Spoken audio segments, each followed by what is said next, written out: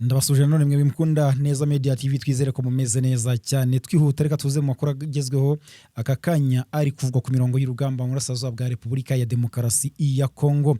Imirwano yabaye imirwano cyangwa se urugamba rwabaye imberenge ahitwa Buhonde ahangaha rwose Uvira ibintu byongeye kuba bibi cyane urugamba rwongeye gusubira ibubisi nakubwira operation M23 amaze gukora ndetse nabayiguyemo uko bangana cyangwa se uko ibintu byifashe wowe ntuze kujya kuri nakubwira zirita hanyuma tuze kurebana ku makuru yandi n'ubundi ari kuvugwa Uvira yandi aterekeranye n'urugamba ariko kandi agaragaza ko Wazalendo bari mu kaga biteye bite byose nibyo tugiye kurebera hamwe.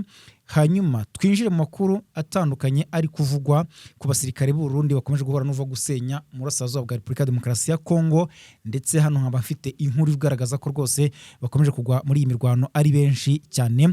Ndakubwira ibihamya cyangwa se facts zihari zigaragaza uko ibintu bimeze. Hanyuma ku mipaka ihuza u Burundi ndetse na M23 hariya muri Kivu y'Amajyepfo cyangwa se nyine na Repubulika ya Demokarasi ya Kongo ibintu byabaye bibi cyane.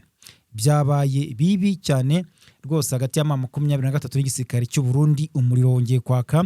Ndakubwira yuko ibintu byifashe n'andi makuru atandukanye akomeje kugenda avugwa hirya no hino ndetse nono makuru ya diplomasi na politike. Nitwa Isaac Neza twinjire muri aya makuru.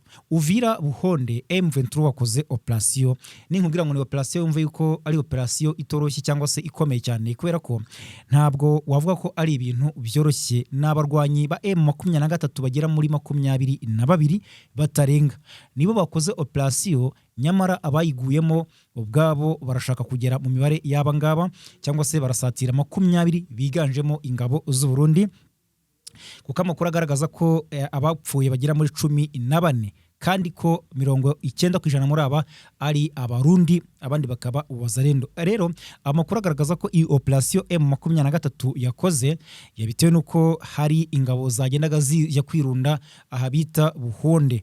Aha nukuvuga ngo hagombaga kuza FDLR hakaza Wazalendo hakaza FRDC hakaza FDNB nyine no gisirikare cy'u Burundi ariko bakagenda baza urusorongo buhoro nukuvuga ngo rero bagombaga guturuka mu bice bitandukanye ibyo muri Kivu y'Amajyepfo rwose ku Ndondo n'ahandi agiye atandukanye bakaza kwirunda ahangaha muri hano Buhonde.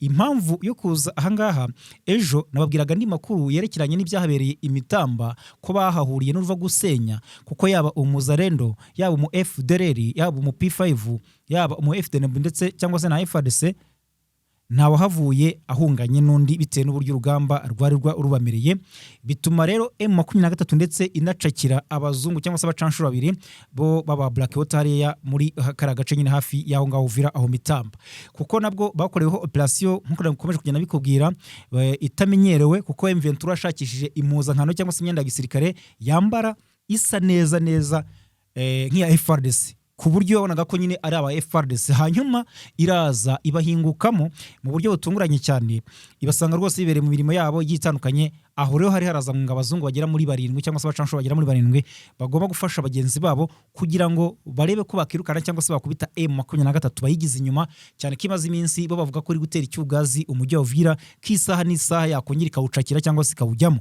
Bityo rero bategura ama operation aho bayateguriraga rero nta handi hari ahangaha bita Mitamba. Muku yategura rero M23 nibwo yabubikiriye irabatungura birangira rero aba ibataye muri yombi ndetse nahafatira ibirwanisho byinshi kuko bivuga ko yafashe intwaro zigera muri 40 z'amoko agiye atandukanye zaba za SMG zaba ndetse banavuga ngo na drone ndetse n'ibindi twaro bitandukanye harimo n'ibirasa mu ndende cyangwa se biyica abantu benshi icyarimwe ndetse mu gihe gito no ku muvuduko byose byasigaye mu moko ya M23. Ariko igitangaje nuko n'uyu munsi yafashe izindi ntwaro nyuma yo ko hatsinda cyangwa se bamudasha bayo nyuma yo kwica abarwanyi cyangwa se muri coalition ya FARDC bagera muri 14 nkuko nabikubwiye mu kanya kashize. Aha rero byaje kubakomerana cyane rwose bakomeza kugenda mu 23 operation yakoze n'ibyo nakubwiraga bazaga baturutse mu bice bigiye bitandukanye.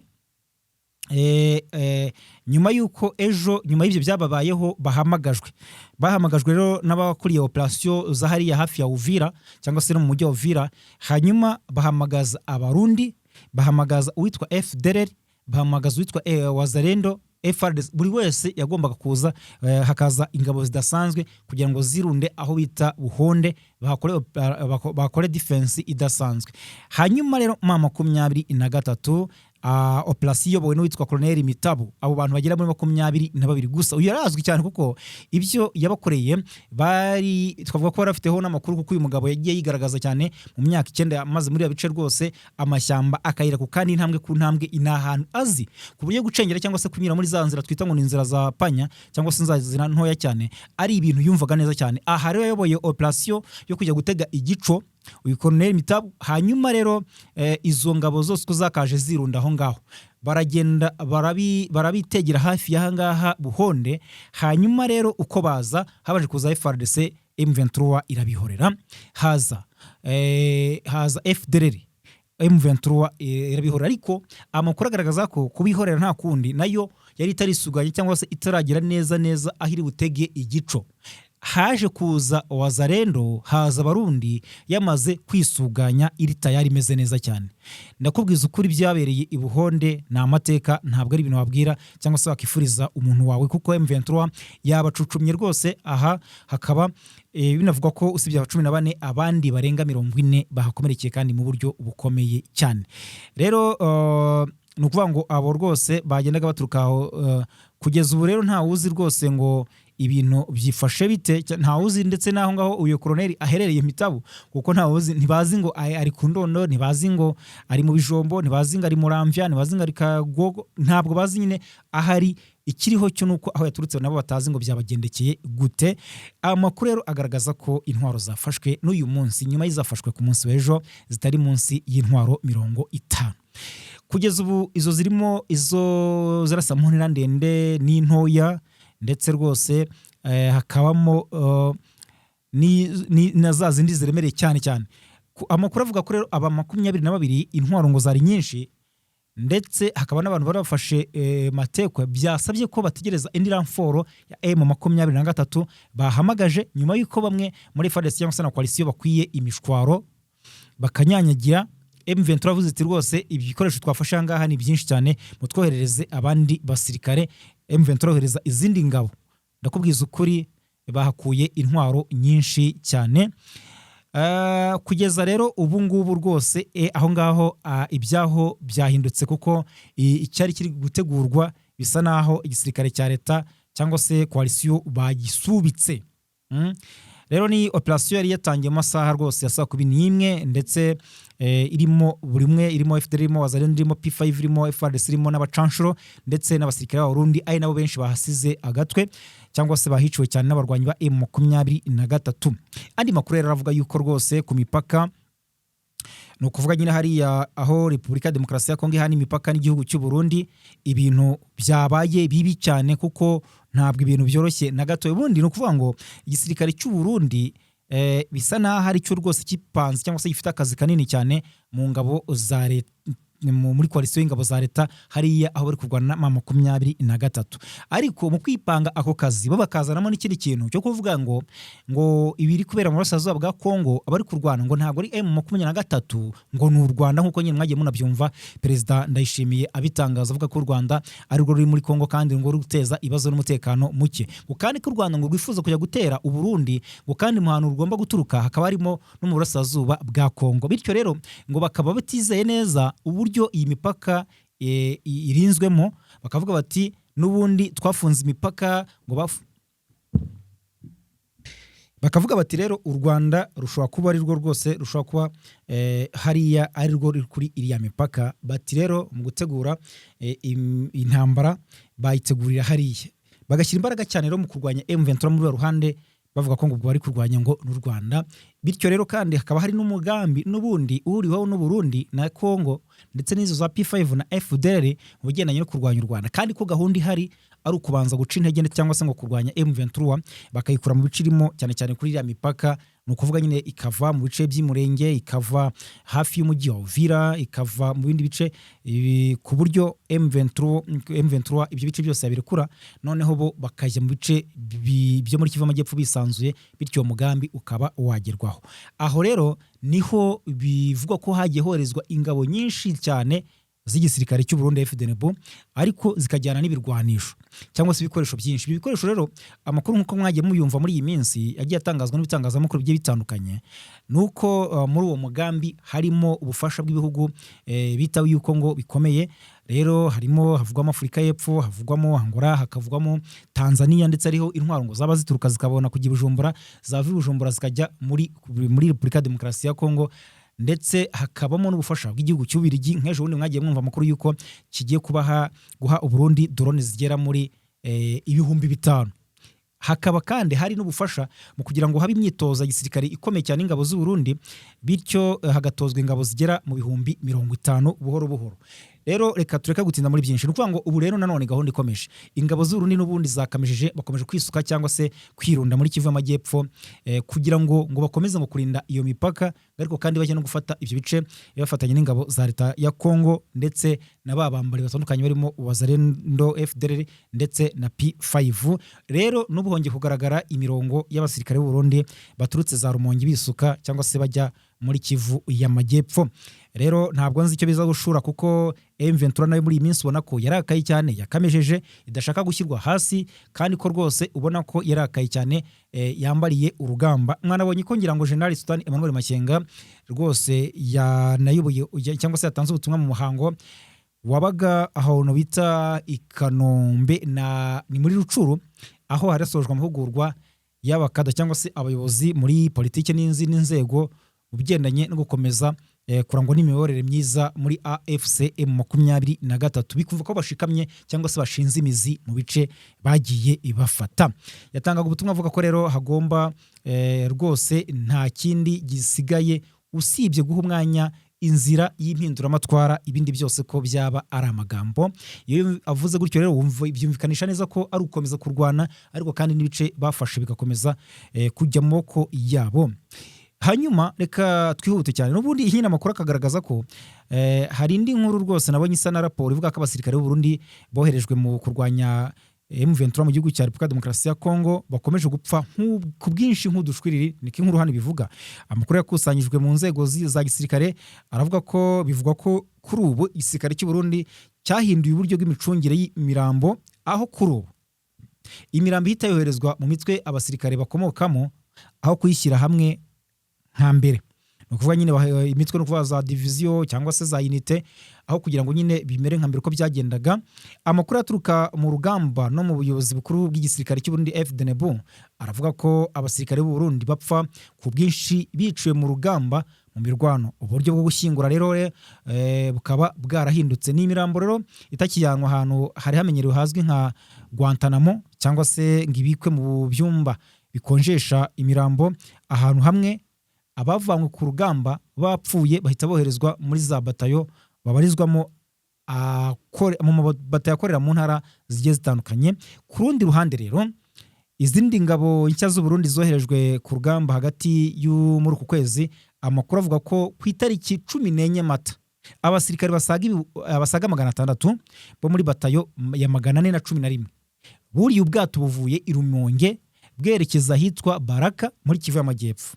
Aho bageze, aho ngo bahageze ku itariki 15 Mata, bakihagera bahise bashyirwa kuri gahunda, boherezwa mu bice bitandukanye birimo kuberamo imirwano ngo bafashe abagenzi babo mu kurwanya M23. Ari nabyo nakubwiraga mu kanya kashize, buryo ari kugenda bahashirira nk'iriya operation yabaye hariya hafi n'umujyi wa Uvira ku munsi w'ejo, ndetse niyabaye uyu munsi mu rukerera, ndetse mu masaha ashize, aho rwose abagera muri 30 kuva ku munsi w'ejo kugeza uyu munsi abarundi bonyine bamaze kwasiga umutwe nk'uko amakuru atugeraho abigaragaza.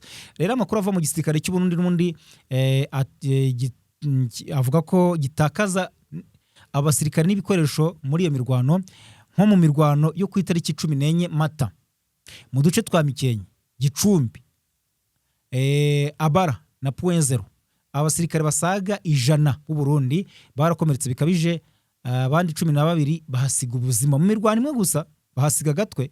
Abatanze aya makuru nk'uko rero tubikesha RPA yo mu Burundi bavuga ko ibintu nk'ibyo byakunze kuba muri aya mezi abirashize. Imirambo y'abasirikare bapfuye rimwe na rimwe igasigara muri Repubulika Demokarasi ya Kongo cyangwa igacyurwa mu Burundi.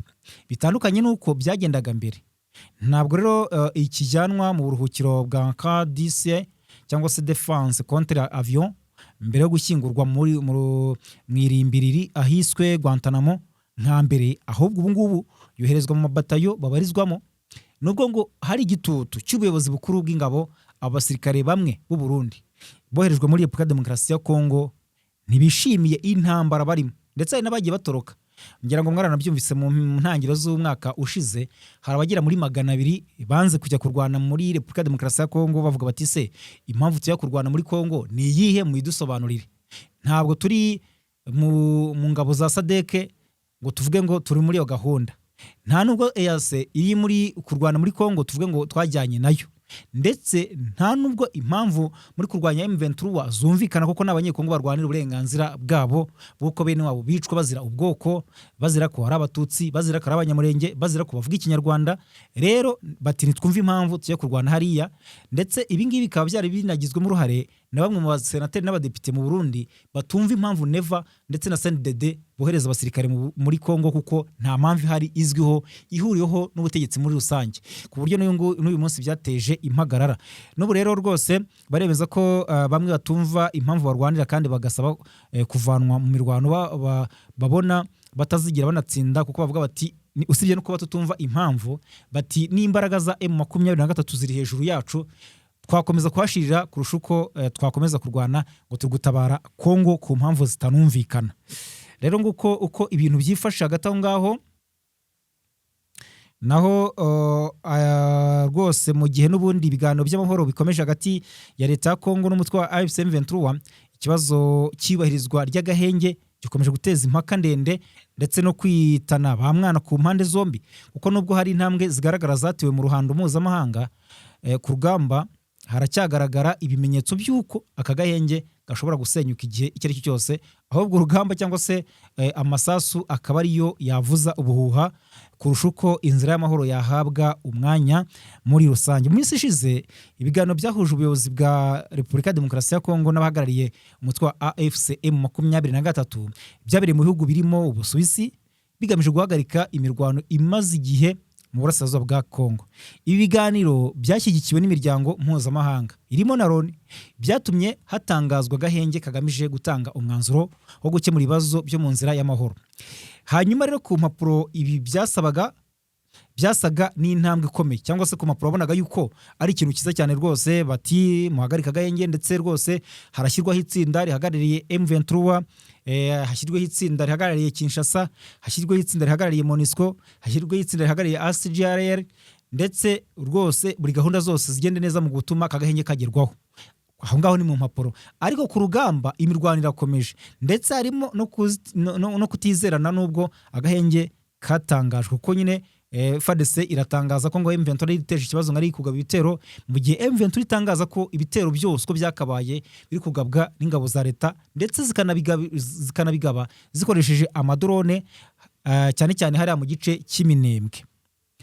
Rero ubwo usesenguye rwose usanga ikibazo gikomeje, kuko ikibazo gikomeje kiragaragarira ku birebana n'imirongo y'urugamba, aho ubona ko imirwano ikomeje gufata indi ntera, ndetse ariko hakabamo n'ikibazo cy'uko hari ibisabwa na M23 leta ya Kinshasa idashaka kwemera, hakaba n'ibyo leta ya Kinshasa nayo isaba M23, M23 ikabyanga ivuga iti kuki muri kudusaba ibi ngibi nyamara ikibazo dufite kidakemuka. Abahunze ntibatahuka, abicwa ntabwo bihagarara, ndetse rwose murasaba ko twava mu bice kandi ibyo musaba mwebwe mutabyubahiriza. Leta ya Kinshasa nayo ikavuga ko ngo M23 igomba kurekura ibice byose yafashe, nubwo kugeza ubu ntacyo M23 rwose itangaza, kuko ivuga yuko rwose aho kugira ngo kuri ibyo bice nta kiragerwaho bitashoboka. Aho rero niho ubona ko ibintu bigenda bikomera cyane. Rero n'uyu munsi imirwano irakomera, imirwano irakomeje kandi irakomeye cyane, kuko ukurikije kubera muri Kivu y'Amajyepfo, ukareba za Karingi aho za Mitamba aho turi kuvuga, ukareba iheruka kubera za Kabunambo ya mbere n'iya kabiri, ukareba iheruka kubera mu mujyi wa Uvira rwagati mu Rungwa, ukareba iheruka kubera za Karingi Karingi, ukareba za Gakenke za Mikenke, za Bidegu, aho Bijombo birumvikana, ukareba Minembwe nyirizina ku kibuga cy'indege rwose, ukareba ibiri kugera bibera ahantu hatandukanye za Pwezero, ubona ko ibigendanye no kuvanga imirwano yahagarara wa muntu we byagorana cyane. Ahubwo reka mbashimire cyane mwebwe rwose mukurikira Neza Media TV, mukore subscribe kugira ngo amakuru nk'aya ngaya rwose ntakabacike, mujye mukomeza n'ubundi kuyabona kandi mukayabona mu ba mbere, hanyuma mukaba mwakanda subscribe nyine, mugakanda like, mugakanda share, ariko mukanaduha comment. Ni byiza cyane rero, mukomeze kugira ibihe byiza.